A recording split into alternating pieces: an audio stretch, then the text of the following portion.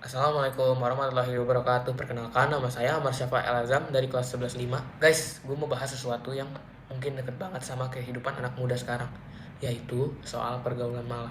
Sekarang kalau ngomongin pergaulan malam, mungkin yang kebayang itu klub, nongkrong sampai pagi, minum-minuman keras, dan lingkungan yang bebas. Kadang awalnya memang cuma diajak, Yuk ikut sekali-sekali doang. terus kita jawab, Gua nggak biasa gituan. lalu dibales. Alah jangan kaku-kaku banget apa. Santai aja, semua orang juga ngelakuin itu kali. Nah, dari sini kita harus mulai sadar.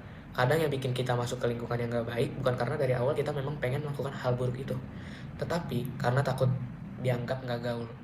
Akhirnya kita ngikutin sesuatu yang sebenarnya dari awal hati kita sendiri udah bilang, kayaknya ini gak bener deh. Dan yang perlu kita ingat, gak semua yang dilakukan banyak orang itu otomatis benar.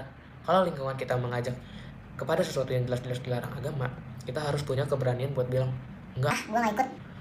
Mungkin latihannya sederhana, tetapi percaya deh, bilang enggak di saat semua orang bilang ayo itu nggak gampang.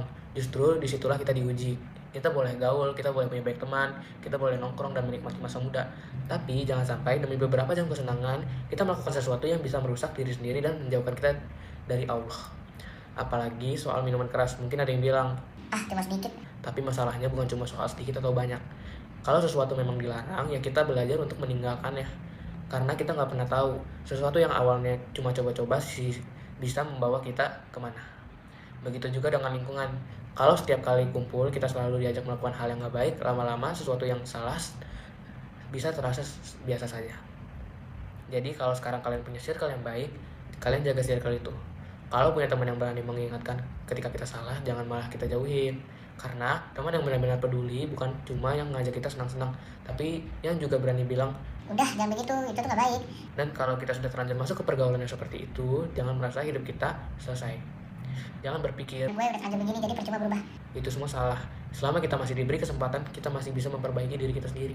Pelan-pelan tinggalkan lingkungan yang buruk, cari lingkungan yang lebih sehat, dekat lagi sama Allah, dan mulai berani memilih nama yang benar-benar kita butuhkan, dan mana yang cuma kita lakukan karena ingin diterima orang lain.